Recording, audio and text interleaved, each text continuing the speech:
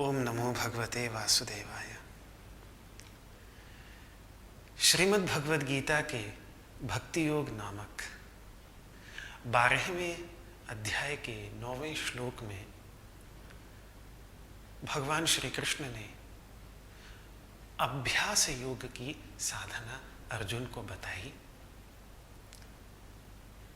अभ्यास योग का तात्पर्य है कि दैनिक जीवन में बार बार अपने मन को भगवान के पास लौटा कर लाना, भगवत कृपा और मानसिक शांति प्राप्त करने का एक अद्भुत साधन भगवान ने बताया।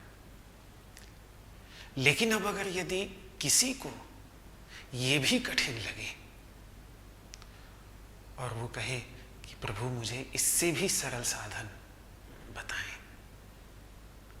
तो 10वें श्लोक में भगवान इससे भी सरल साधन बताने जा रहे हैं।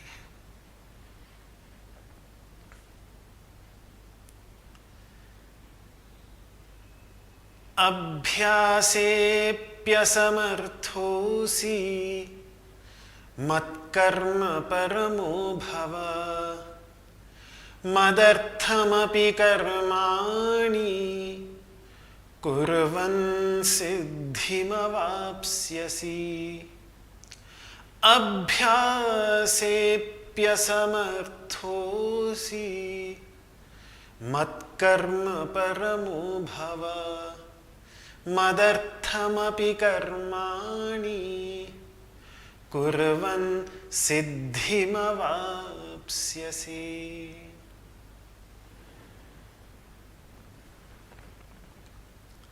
भगवान कह रहे हैं कि हे अर्जुन,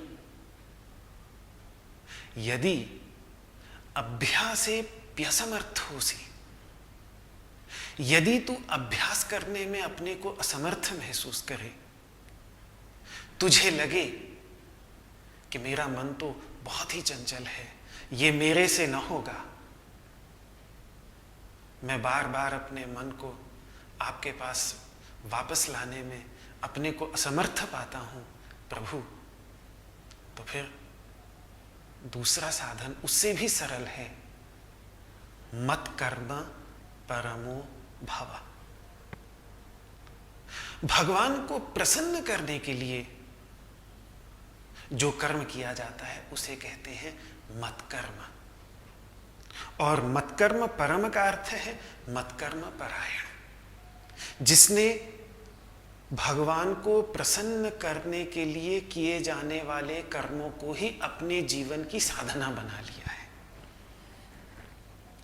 भगवान प्रत्येक प्राणी के हृदय में विराजमान है। ये श्रीमद् भगवद गीता की स्थापना है। ईश्वरः सर्वभूतानां हृद्देशेऽर्जुन तिष्ठति। हे अर्जुन, ईश्वर सभी प्राणियों के हृदय में विराजमान है।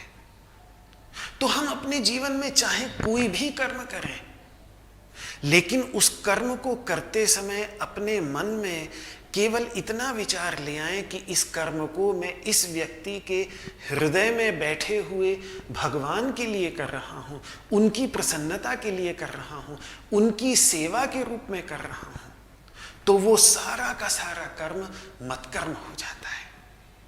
फिर चाहे हम बगीचे में काम कर रहे हों, पेड़ पौधों को पानी दे रहे हों, अगर हमारे मन में ये भावना है कि इन पेड़ पौधों में भी मेरे प्रियतम विराज रहे हैं, मेरे प्रभु विराज रहे हैं, मैं उन्हीं की सेवा कर रहा हूं, तो वही मत्कर्म बन जाता है। यदि हम पशुओं को चारा और पक्षियों को दाना डाल रहे हैं, तो अगर हम उसको इस भावना से कर रहे हैं कि हम इनके हृदय में बैठे हुए परमात्मा की सेवा कर रहे हैं, तो वो भी मत्कर्म बन जाता है, वो भी भगवत कर्म बन जाता है। चाहे हम अपने कार्यालय में ही क्यों ना बैठे हों, कार्यालय में जो भी आ रहा है उसके लिए जो भी हम काम कर रहे हैं, उस काम को करते समय हम अपने हृदय में ये भाव ले आए कि ये कार्य मैं इस व्यक्ति के हृदय में बैठे हुए परमात्मा को प्रसन्न करने के लिए कर रहा हूं, तो हमारा वो कार्यालय का सारा कार्य मतकर्म बन जाता है। यदि मैं अपने घर का कुछ काम कर रहा हूं, तो जिसके लिए भी मैं भोजन बना रहा हूं, चाहे अपने लिए ही क्यों नहीं मैं भोजन बना रहा हूं, तो अगर मैं उस कार्य को इस भावना के साथ करता हूं कि जिसके लिए, जिस अतिथि के लिए, पति पत्नी या बच्चों के लिए मैं भोजन बना रहा हूं, उनके हृदय में भी वही परमात्मा विराज रहे हैं और उन्हीं की सेवा की भावना से मैं इस कार्य को कर रहा हूं, या मैं अपने लिए ही चाहे क्यों ना भोजन बना रहा हूं, तो मेरे हृदय में भी परमात्मा विराज रहे हैं, मेरे पेट में भी परमात्मा। हम वैश्वानरो भूत्वा प्राणिनाम देहमाश्रितः, मैं वैश्वानराग्नि जाठराग्नि के रूप में प्रत्येक प्राणी के पेट में बैठा हुआ हूं, ये भगवान स्वयं कह रहे हैं। तो उस भगवान के लिए मैं इस भोजन को बना रहा हूं। इस भावना से घर का हम कुछ भी काम करते हैं, वो भी सारा का सारा भगवत कर्म बन जाता है। केवल एक भावना का खेल है।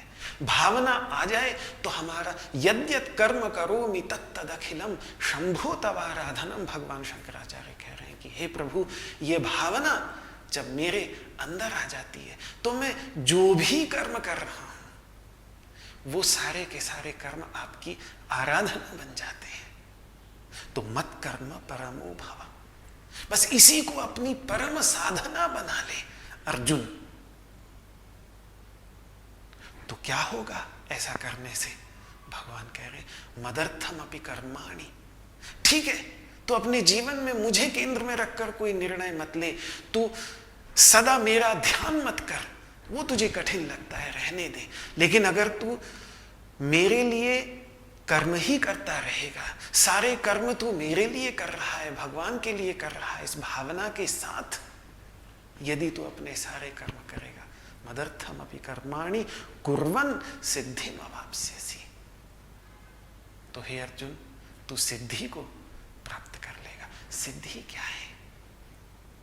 सिद्धि है अपने हृदय अर्थात मन और बुद्धि के सारे मैल, दोष, गंदगी धुल जाना और उसके अंतर्गत ज्ञान का प्रकाश आलोकित हो जाना, भक्ति की गर्माहट से भर जाना, यही है सिद्धि। ये सिद्धि है अर्जुन, तुझे प्राप्त हो जाएगी। बहुत सरल साधन भगवान ने बताया, लेकिन अगर किसी को यह भी कठिन लगे तो भगवान तो करुणा के सागर हैं। इससे भी एक सरल साधन अगले श्लोक में बताएंगे, जिसका विचार हम अगली श्रृंखला में करेंगे। श्री कृष्णार्पणमस्तु।